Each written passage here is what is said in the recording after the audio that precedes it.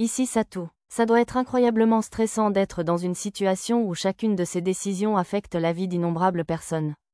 D'une certaine manière, je comprends que l'on puisse avoir envie de faire confiance à d'étranges consultants, médiums, etc. C'est la frontière? Après avoir obtenu l'information du vieux consul, je me suis dirigé vers le royaume de York. J'ai volé dans le ciel sous le couvert de l'obscurité, utilisant la création d'objets en pierre et des ardoises scellées pour créer des points de téléportation au fur et à mesure. On dirait qu'il se prépare à une guerre totale.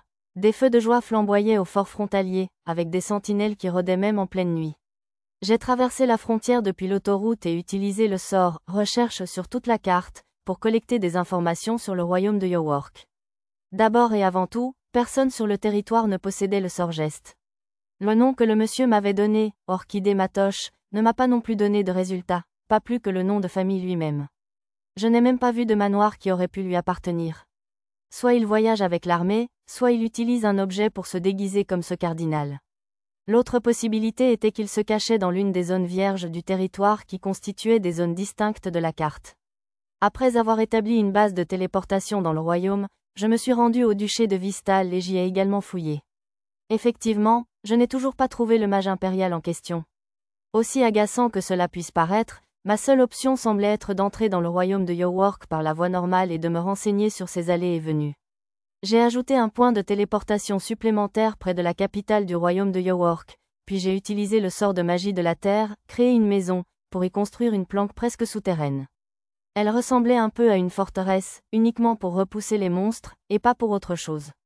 Arisa, c'est beaucoup trop dangereux d'aller au royaume de York. Tu devrais attendre ici en ville avec moi. Je suis désolé, grand frère. 2 jours après avoir exploré le royaume de York, nous étions aux portes principales de la cité de Cageus, où Erus, Ben et quelques autres nous accompagnaient. On devrait vraiment venir avec vous, dame Arisa. J'apprécie, Ben, mais vous devriez rester ici et continuer à soutenir Erus. Ben et sa famille voulaient tous venir avec Arisa, mais finalement, elle les a convaincus d'un « s'il vous plaît », en leur promettant de rester avec Erus. Il a fallu attendre 2 jours avant notre départ, car la comtesse Cageus, informée de notre visite, nous a invités à un banquet dans son château. J'ai été sincèrement impressionné par le large répertoire de plats à base de mouton proposés par les chefs. La saucisse et leur bière locale étaient particulièrement délicieuses, et je ne suis même pas un grand amateur de bière, d'habitude. Le mouton d'hier était délicieux, ai-je murmuré à voix haute. Ah oui, Pochi pourrait manger Monsieur Mouton tous les soirs, monsieur. C'était vraiment divin. En plus des différentes saucisses, le ragoût de mouton nerveux était délicieux en bouche. Les filles bêtes semblaient tout aussi séduites par les plats à base de mouton. Je crois que je peux comprendre la plupart des recettes. Il faudra qu'on essaie de les recréer. Oui, Lulu. J'aimerais bien remanger du ragoût de mouton, je vous le dis. Des pommes de terre au four. Nana et Mia ont ajouté leurs propres demandes, et les autres enfants ont tous commencé à lister les plats qu'ils voulaient que Lulu et moi préparions aussi. Pour une raison inconnue, Pochi a demandé un steak haché, qui n'était même pas au menu de la veille. Maître, je suis prête. Vous avez déjà fini de nous dire au revoir? Ce n'est pas comme si c'était notre dernier adieu. On pourra toujours revenir les voir. Arisa parut un peu soulagée. J'ai hoché la tête et nous avons quitté Cageus City. Ouf, quel festin. J'espère que je ne vous ai pas mangé à la maison. Pas du tout. J'ai apprécié d'en apprendre davantage sur les autres nations. Nous avons déjeuné sur une place près de la route principale avec un marchand ambulant qui revenait tout juste du royaume de York. Soyez prudents, les enfants. Le royaume de York est un endroit dangereux ces jours-ci. Le marchand amical m'a fait un signe de la main en s'éloignant. On a eu de bonnes informations là-bas. Oui, je suis content qu'on ait appris à l'avance qu'ils ne sont pas officiellement en guerre avec le royaume de Shiga. D'après ce qu'on venait de nous dire, le royaume de York aidait la rébellion du duché de Vistal. Cependant, il les aidait simplement à éliminer des voleurs qui se faisaient passer pour des membres de l'armée du royaume de Shiga, ils n'étaient donc pas officiellement ennemis. Ainsi, les marchands du royaume de Shiga comme celui que nous venons de rencontrer étaient toujours autorisés à traverser les frontières et à faire du commerce, a-t-il dit. Le colporteur que le vieux monsieur m'avait présenté m'avait également donné des informations. Mais comme ils n'étaient pas revenus au royaume de York depuis l'arrivée de leur armée au combat, obtenir les dernières informations était primordial. Nous avons apprécié voyager en calèche jusqu'à la frontière, puis avons pris un raccourci de là jusqu'au point de téléportation que j'ai créé. Forteresse, maître, est-ce notre destination? Je demande. Mia et Nana ont repéré la planque que j'avais construite en premier. J'ai hoché la tête. Je me suis dit que cette planque pourrait être notre base pour enquêter sur le royaume de York. Une planque? Celle-ci? On dirait vraiment une forteresse, semblaient dire les yeux d'Arisa. Juste pour être en sécurité. Il y a des monstres dans le coin. Prie, Pochi veut chasser, monsieur. D'abord, il faut sécuriser la planque, vous deux. Ouais, oui, monsieur. À l'instigation de Lisa, elles se dirigèrent vers la planque. Pour une raison inconnue, elles faisaient comme si elles devaient sécuriser le périmètre. Je ne sais pas pourquoi elles semblaient penser qu'il y avait des pièges ou des sursauts juste au coin de la rue. Elles ont peut-être confondu planque et funhouse. Lulu, on y va. D'accord, j'arrive. J'ai interpellé Lulu, qui observait la tour de guet camouflée de feuilles et de branches. En tant que tireuse d'élite expérimentée, elle ne pouvait probablement pas s'empêcher d'être distraite par d'éventuelles positions de tir. Nous sommes entrés dans le fort et nous sommes détendus dans la salle de réception lumineuse, au plafond de verre. On s'aventure dans la capitale demain? Non, j'allais y aller tout de suite après une courte pause. Tout seul, tu veux dire? Au mot d'Arisa, tout le groupe m'a regardé, un peu inquiet. Non, j'ai pensé à amener 2 escortes. Après un bref débat entre les filles, j'ai choisi Lisa et Nana, qui risquaient moins d'être méprisées par des inconnus au premier regard. Arisa et Lulu voulaient venir, car cela les concernait directement, mais j'ai insisté pour qu'elles restent, car elles risquaient d'avoir des ennuis si des habitants du royaume Yowork les reconnaissaient. L'ambiance est très pesante ici. Oui, Lisa, on dirait une zone de guerre, je vous le dis. Lisa et Nana ajustèrent leurs capuches tout en murmurant à propos des inspections strictes qui se déroulaient aux portes principales de la capitale du royaume de Yowork. Bientôt, ce fut notre tour. À vous, là-bas, un soldat nous fit signe. La langue du royaume de Yowork ressemblait davantage à un dialecte du royaume de Kuvork qu'à une langue distincte. Elle était également proche du Shigan, bien que moins identique. En tout cas, je la comprenais assez facilement. Plus grand que compétence acquise, langue de Yowork, bien qu'il ne me semblait pas indispensable d'y mettre des points de compétence, je me suis dit que ce serait malvenu d'utiliser un accent du royaume de Kuvork pour m'adresser à la famille royale du royaume de Yowork. Par précaution, j'ai mis des points dans la compétence langue de Yowork, et je l'ai activée. Montrez-moi votre pièce d'identité. J'ai brandi mon badge d'explorateur de Selivra, la cité labyrinthe, au soldat à l'air hautain. La cité labyrinthe, 1. Tu as dû entendre parler du labyrinthe et tu es venu ici. Ça existe en argent, au fait? Un autre soldat jeta un coup d'œil par-dessus l'épaule du premier. Et, hop. Tu étais explorateur à Labyrinth City, hein? Tu en as déjà vu un? Oh, on ne voit pas ce genre d'insigne d'explorateur tous les jours.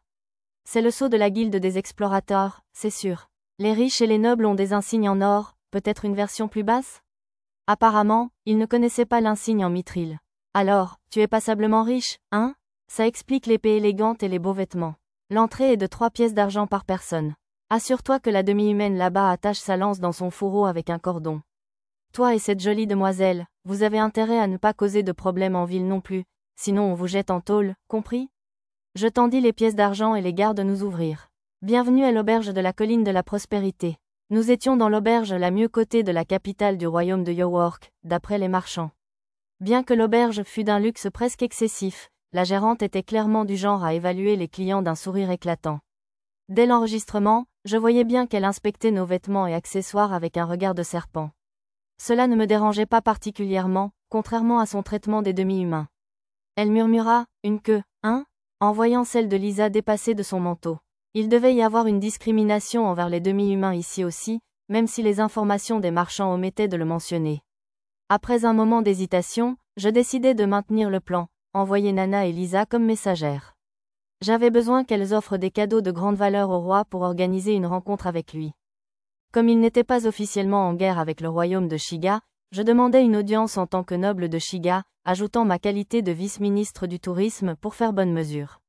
Effectivement, j'ai obtenu une audience au château, même si ce n'était que dans 2 jours. Ainsi, je pourrais découvrir la vérité sur le sort du mage depuis l'intérieur du château. Pendant que nous attendions à l'auberge, j'ai utilisé mes chauves-souris plongeons ombre invoqués et ma magie spatiale pour enquêter, mais je n'ai rien obtenu de concret. Je n'ai appris que des rumeurs de scandale, comme une liaison entre la reine et le capitaine des chevaliers, et quelques ministres qui abusaient de leur autorité de diverses manières désagréables. Allons, maître, je vous informe qu'il y a beaucoup de golems. Ils ressemblent aux golems pilotés par les belettes, bien que leur apparence extérieure soit quelque peu différente. Une fois les portes du château franchies, notre chemin était bordé de chaque côté par près d'une centaine de chevaliers et une trentaine de golems pilotés, tels des gardes d'honneur. Des chevaliers wyverns étaient en attente près de chacune des 4 tours de guet du château, tous nous observant. Les montures wyverns étaient contrôlées par des vices, une autre arme de l'Empire des Belettes, avec lequel ils avaient apparemment établi des liens via l'armée rebelle du duché de Vystal. C'est un accueil plutôt raffiné.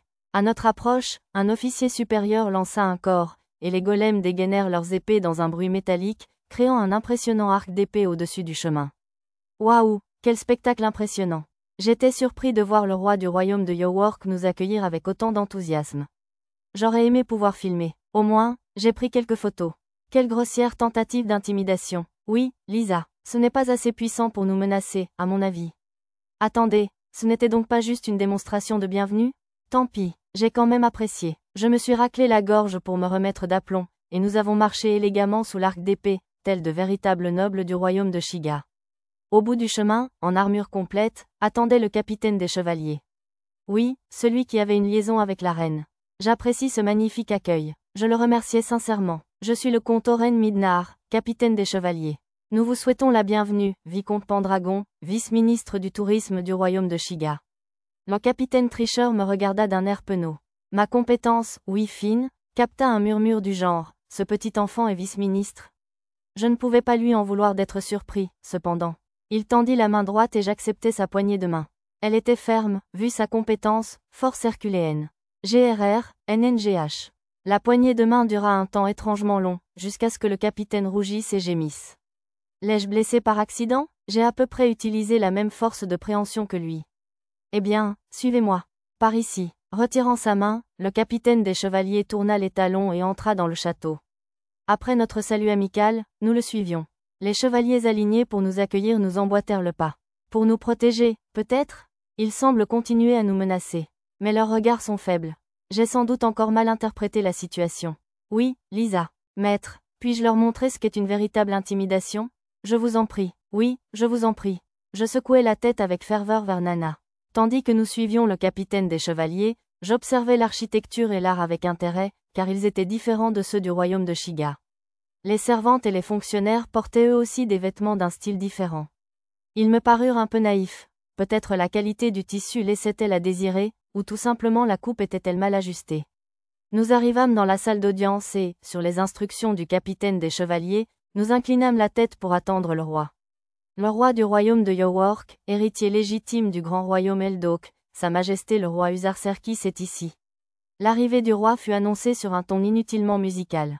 Je baissai la tête et jetai un coup d'œil furtif. Le monarque était porté dans la pièce sur un palanquin par des esclaves. Il paraissait émacié, peut-être à cause d'une maladie. Je me demandais s'il y avait de la drogue ou du poison en jeu, mais son seul défaut de statut était une dépendance à l'alcool. J'appris plus tard que le Grand Royaume Eldok était un nom d'antan, une époque où toutes ces petites nations ne formaient qu'un seul grand royaume. Vicomte Pendragon, vice-ministre du tourisme du royaume de Shiga, levait la tête. Lorsque je regardais le roi droit dans les yeux, ses yeux étaient flamboyants et vagues, comme s'il était fiévreux et à peine conscient. HMPH. Si jeune. Avez-vous acheté l'élixir rajeunissant de l'Empire des Sagas? Portez-vous le sang du peuple des fées? J'aimerais tellement que les fées et les humains puissent avoir des enfants. Malheureusement, ma chère madame. Ahaz, le haut elfe de la forêt de Bolénan, m'a dit que c'était impossible. Ou bien n'ont-ils donné un rôle fictif à un jeune homme ordinaire et vous ont-ils envoyé vous moquer de moi? Aucune de ces réponses. J'ai retiré 2 médailles de ma robe de cérémonie, la plus rare, la médaille du royaume de Shiga pour avoir vaincu un dragon, et celle qui était peut-être la plus connue, la médaille en mithril, et je les ai présentées au roi pour qu'il les inspecte. Cette dernière était une médaille que j'avais reçue en même temps que mon insigne d'explorateur en mithril. L'officier derrière le roi sembla les reconnaître. Il chuchota à son ministre supérieur, qui la lui transmit. Une médaille de dragon? Vous avez vaincu un dragon? J'ai seulement aidé Sir Hayato, le héros de l'Empire des Sagas, à y parvenir. Je l'avais déjà fait moi-même, mais le dire aurait été un mensonge éhonté, alors j'ai préféré citer le nom de Hayato. Mais le roi n'écoutait pas ma modeste explication. Un dragon, hein? Maudit soient ces dragons. Il se leva de son trône en titubant et faillit tomber, forçant ses serviteurs à le soutenir. Pendragon, deviens mon vassal. Je te donnerai le titre de comte. Il semblait que ce roi avait une obsession pour les dragons, ou une histoire avec eux, à en juger par son expression désespérée alors qu'il tentait de me recruter. Avec un chevalier capable de vaincre les dragons à mes côtés, je pourrais réunir les fragments d'Eldok en une seule nation, et peut-être même accéder au titre de grand roi d'Eldok. Non, peut-être pas. Le titre serait enfin mien. Le grand roi. J'accomplirais ma destinée. Cela devenait un peu effrayant. Était-il sous l'emprise d'une drogue dangereuse? Votre Majesté, veuillez vous calmer. Mayoud, mais je vais devenir. Oui, Votre Majesté, j'en suis sûre. Mayoud, une femme plantureuse voilée, se précipita aux côtés du roi et murmura une sorte de sort. Oh là là, c'est une utilisatrice de magie psy. Le voile était un puissant objet magique inhibant la reconnaissance, rendant difficile la lecture de ces informations avec « analyser ». D'après mon écran de rat, cependant, elle appartenait à l'organisation du verger de pêche fantôme. À en juger par ses compétences, elle était probablement une sorte d'espionne ou de criminelle. En consultant les cartes des lieux que j'avais déjà visités, j'ai trouvé des membres dans la capitale royale du royaume de Shiga et dans la plupart des autres capitales. Cependant, aucun des autres n'utilisait la magie psychique. J'ai mis un marqueur sur elle, par précaution. Bientôt, je devrais écrire une lettre à l'ancien comte Poputema ou au Premier ministre pour leur demander s'ils savaient quelque chose sur l'organisation. Peut-être pourrais-je même utiliser invocation de pigeon pour y parvenir. Tandis que j'étais perdu dans mes pensées, le roi quitta la pièce, en raison de sa santé fragile. Le roi du royaume de Yowork, héritier légitime du grand royaume Eldok, Sa Majesté le roi Usarserkis est parti. Pendragon, reviens au château demain. J'hurle. Le roi hurla tandis qu'on l'emportait, manquant de tomber de son palanquin. Sire Pendragon, malgré ce qu'a dit Sa Majesté, ses caprices sont plutôt changeants, me prévint le capitaine des chevaliers. Ne vous attendez pas à de trop grands espoirs pour demain. C'était bien, car je n'avais de toute façon aucune envie de le servir. Plus importante encore, je souhaite rencontrer le mage impérial, Sire Orchidée. Puis-je vous demander d'organiser cela? Je décidai d'aborder la véritable raison de ma venue. Il ne semblait pas être au château, mais cela pouvait être une information secrète, c'est pourquoi je me suis dit que je demanderais à le rencontrer. Orchidée, êtes-vous proche de Sir Matoche, Sir Pendragon? L'expression du capitaine était quelque peu désagréable. Non, nous ne nous sommes jamais rencontrés. Je suis venu lui transmettre un message d'un ami, ainsi qu'un bâton. J'ai présenté l'excuse que j'avais inventée à l'avance grâce à ma compétence fabrication, et j'ai montré au capitaine un bâton pris parmi les effets personnels saisis à notre entrée dans la salle d'audience. C'était un long bâton assez puissant, fait d'une branche d'arbre de montagne. J'y avais fixé un grand cristal bleu contenant une pierre d'eau pour lui conférer un air mystique. Il était globalement plus résistant que ceux utilisés par les membres subalternes des 33 bâtons de Shiga, portant des ceintures rouges, mais moins que ceux d'Arisa et Mia. Incroyable, les mages impériaux présents dans la pièce se rassemblèrent autour d'eux, comme fascinés. Je vais prendre la responsabilité de l'apporter à Sir Matoche. Non, je m'en charge. Pour une raison inconnue, il semblait étrangement populaire. J'imagine que l'apparence est aussi importante pour les bâtons. Sir Matoche n'est pas au château royal? Dame Mayoud a usé de ses charmes féminins pour le faire rétrograder. Ce château en ruine calcinée est parfait pour ce mage minable. On t'a dit de garder cette information secrète, bon sang. Apparemment, Orchidée avait été envoyée dans un château en ruine. À bien y penser, il y avait de fortes chances que ce soit l'ancienne capitale du royaume de Kuvork. Arisa m'a dit que des démons avaient détruit le château et la ville environnante, et incendié sa villa. J'ai décidé de lui poser la question sans détour. Vous voulez parler de la capitale du royaume de Kuvork, par hasard? À ces mots, plusieurs des mages les moins subtils ont soudain affiché un « oh oh » sur leur visage. Désolé, c'est une information top secret. Nous pouvons prendre un message pour vous, mais nous ne pouvons pas vous dire où le trouver. Je vois, veuillez transmettre ce message, alors. Nous avons respecté notre part du marché. Vous respectez la vôtre. Plutôt que de continuer à insister pour obtenir des informations jusqu'à ce que je commence à avoir l'air suspect, j'ai fait semblant de l'accepter et j'ai donné le bâton au mage le plus proche, ainsi qu'un vague message aux multiples interprétations. Puisque le bâton n'était qu'un mannequin fabriqué pour l'occasion, peu m'importait qu'il le garde pour lui. J'ai quitté le château royal avec toutes les informations nécessaires. Cette nuit-là, j'ai utilisé le sort de magie des ombres, miroir des ombres, pour contacter Hikaru dans la capitale royale. Comme on pouvait voir les visages des autres pendant la conversation, c'était préférable au sort de magie spatiale téléphone pour parler à Hikaru, Misaaz et nos amis de l'île paradisiaque, Rei et Yuneya. Verger de pêche fantôme. Oui, un de leurs membres semble contrôler le roi du royaume de Yowork grâce à la magie psychique. Je ne savais pas que ce groupe existait encore. Hikaru semblait moins ravie. J'avais évoqué le sujet pour qu'elle s'adresse au Premier ministre pour moi, mais Hikaru elle-même semblait connaître ce nom. Vous les connaissez? Je ne l'ai pas mentionné l'autre jour? On parlait d'un groupe dans l'Empire Flux qui pouvait utiliser le miroir d'ombre, vous vous souvenez? À bien y penser, ça me disait quelque chose.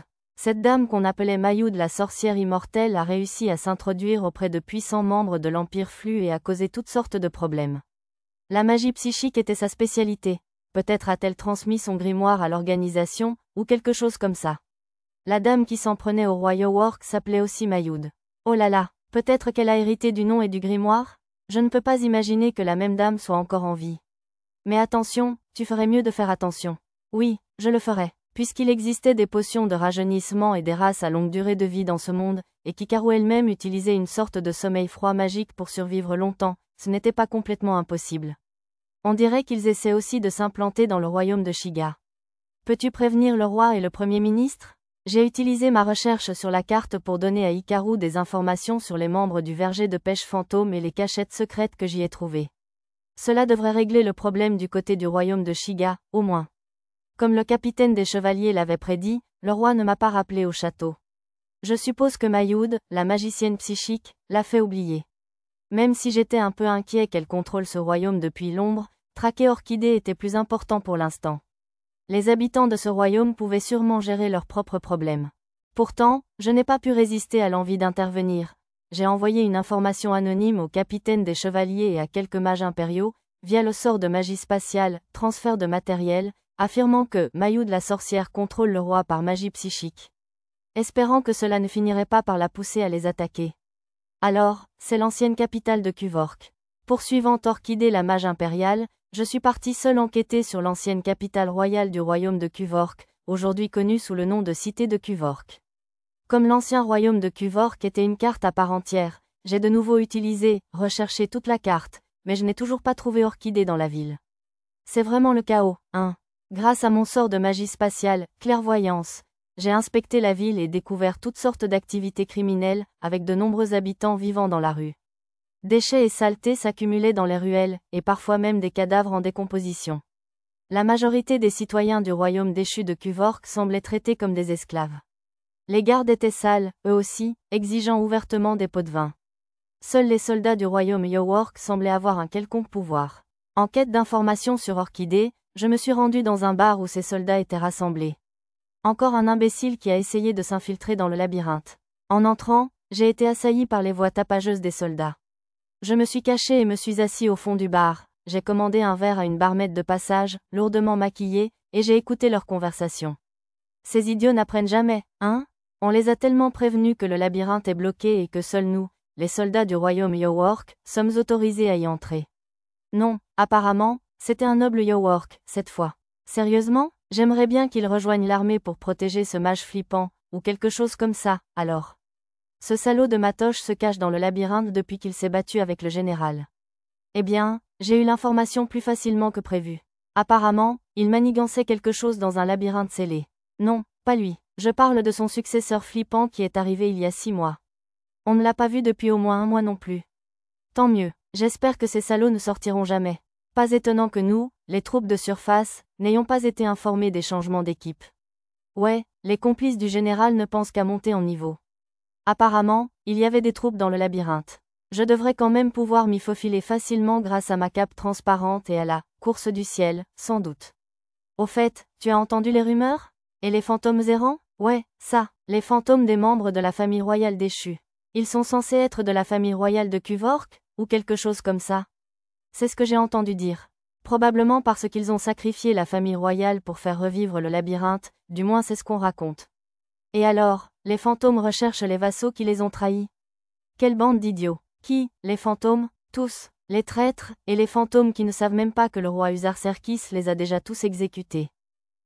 Donc, les vassaux qui ont trahi la famille d'Arisa étaient déjà partis depuis longtemps. Je doute qu'Arisa soit du genre à se venger, mais j'espérais personnellement les forcer à s'excuser de l'avoir trahi. Bon, eh bien, peu importe s'ils sont déjà morts. Peut-être cet endroit? Maintenant que j'avais les informations nécessaires, je me suis arrêté dans un bar fréquenté par d'anciens citoyens du royaume de Kuvork. Cette histoire de fantômes m'a donné envie d'emmener Arisa et Lulu visiter leur tombe familiale. J'ai donc décidé de demander aux habitants où elles étaient. Bienvenue, il faut payer d'avance des pièces de cuivre York pour la bière. Pas de pièces Kuvork. Dès mon entrée, une serveuse légèrement vêtue m'a donné cette information. Malgré sa tenue provocante, son visage était rond et juvénile. Elle avait à peu près l'âge de Lulu, en fait. Vous avez du vin ou de l'hydromel? Pas du coin, monsieur? C'est une demi-pièce d'argent pour un verre de vin coupé d'eau. On n'a pas d'hydromel. Je prends le vin, s'il vous plaît. Et quelques amuse-gueules avec la monnaie. Sans répondre à mes origines, j'ai payé avec une pièce d'argent de l'Empire Saga de mon entrepôt. Comme leur pièce était plutôt grosse, elle devait valoir plus qu'une demi-pièce d'argent du royaume de York. À vos ordres, patron.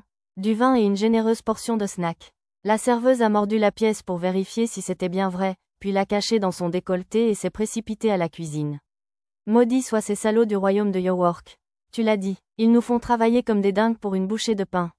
Au moins, ils te paient. Notre patron ne nous donne pas un sou. Dès que j'ai commencé à écouter aux portes, sous prétexte d'attendre ma commande, j'ai immédiatement entendu des plaintes de la part du travail. Beaucoup de gens ont acquiescé. Sans surprise, les habitants de l'ancien royaume de Cuvork semblaient avoir accumulé beaucoup de stress et de tristesse. Si tu te plains aux gardes, ils t'insultent ou te tabassent. Le mieux que tu puisses faire, c'est de pleurer jusqu'à t'endormir. Le bon vieux temps du royaume de Cuvork me manque. Dis donc, entre nous. J'ai entendu dire qu'il y avait un survivant de la famille royale de Cuvork au royaume de Shiga. J'ai cru un instant qu'il s'agissait d'Arisa ou de Lulu, jusqu'à ce que je réalise qu'il s'agissait des Russes. Quoi, c'est vrai, c'est sûr. Un des princes rassemble des forces pour reprendre le royaume à ces salauds de York, paraît-il. Apparemment, c'était l'un des hommes de main des Russes dont le vieux consul m'avait parlé. C'est sans doute pour ça qu'il en savait autant. Même si je n'ai pas retenu son nom, il devait être l'un des hommes envoyés pour rassembler des renforts pour la résistance sur le terrain. Heureusement que c'est un prince. Si cette sorcière était vivante, je lui ferais manger de la terre moi-même. Dis donc, ne l'appelle pas comme ça. La princesse cachée n'a jamais cherché qu'à nous rendre la vie meilleure. Quoi, la soi-disant princesse cachée de la prospérité? Son engrais n'a fait qu'attirer les monstres et pourrir nos champs. Elle nous a apporté un peu de prospérité.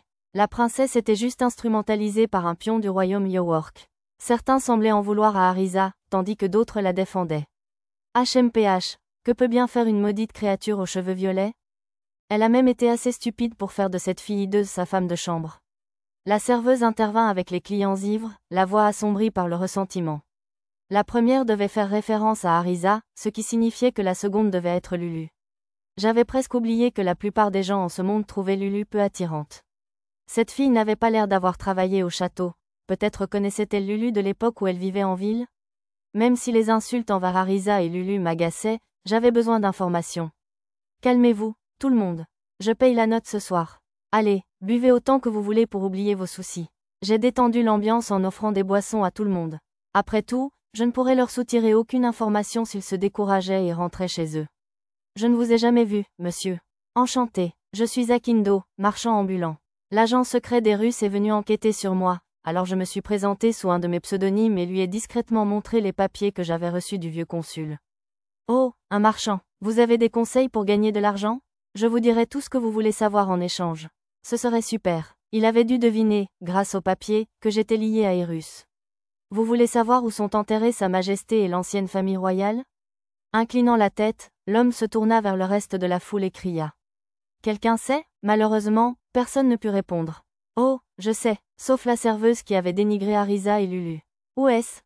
Laissez-moi réfléchir. La jeune fille remua sa modeste poitrine dans une tentative maladroite de séduction.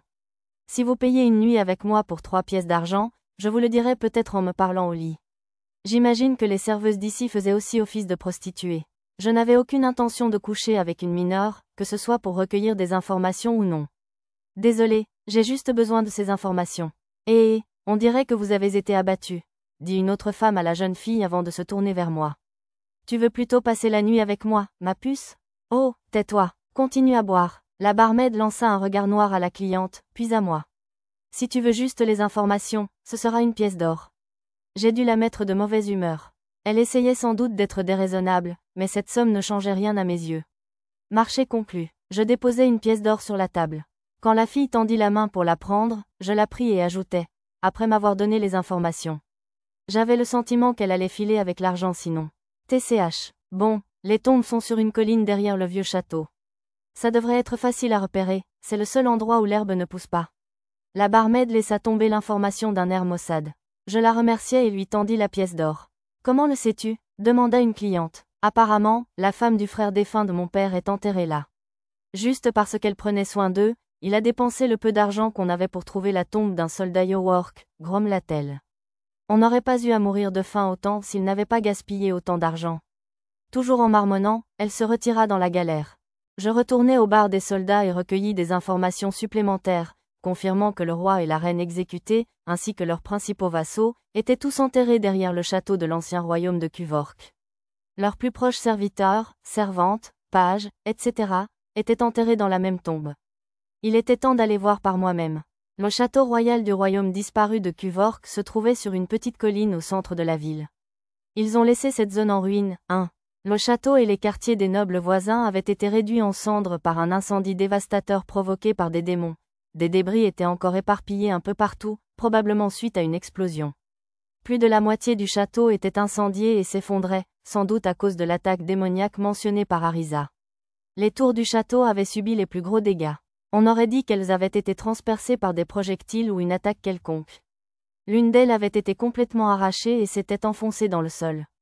Burke, il devait y avoir un noble prisonnier enfermé au dernier étage de la tour, car les aperçus de la pièce que j'ai aperçue à travers la roche brisée montraient des inscriptions sauvages sur tout le mur, brossant un sombre tableau de la santé mentale du prisonnier. Je m'arrêtai un instant pour prier pour que l'âme du défunt repose en paix, puis je poursuivis mon chemin. Ce doit être cet endroit. Comme l'avait dit la serveuse, il était facile d'identifier l'emplacement des tombes. Une partie de la colline était dénudée, rien ne poussant à part quelques mauvaises herbes éparses. La terre était empilée un peu plus haut, bien qu'aucun marqueur ni aucun autre indice ne permette de penser qu'il s'agissait d'une tombe. Le trou avait été creusé et comblé, rien de plus. J'ai décidé de construire au moins une pierre tombale avant d'amener Arisa et les autres ici.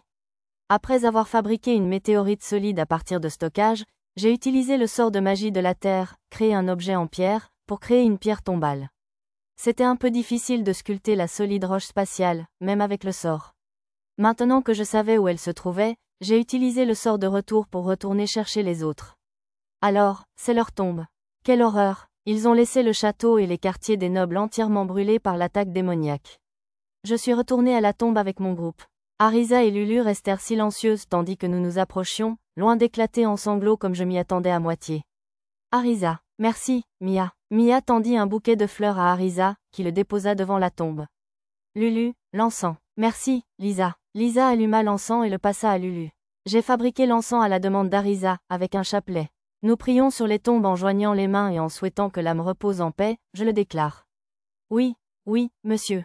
Tama et Pochi suivirent l'exemple de Nana, joignant docilement leurs mains. J'allumai l'encens dans le brûle-parfum et me joignis aux autres pour prier pour les défunts. Même après que nous ayons tous fini nos prières, Arisa et Lulu gardèrent les yeux fermés et les mains jointes. Elles avaient probablement beaucoup à dire à leurs proches disparus. Ça devrait suffire. Merci d'avoir attendu. Finalement, elles finirent leur prière avec une légère larme aux yeux. Vous êtes sûrs? Oui, j'ai beaucoup prié. Et j'ai fait mes adieux à ma mère. Je sortis un mouchoir et essuyai leurs larmes. Merci, maître. Cet endroit est terriblement lugubre, n'est-ce pas? Arisa parcourut la tombe du regard. Zut, j'aurais dû planter des fleurs en faisant la pierre tombale. Maître, pourrais-je emprunter une perle d'esprit des arbres?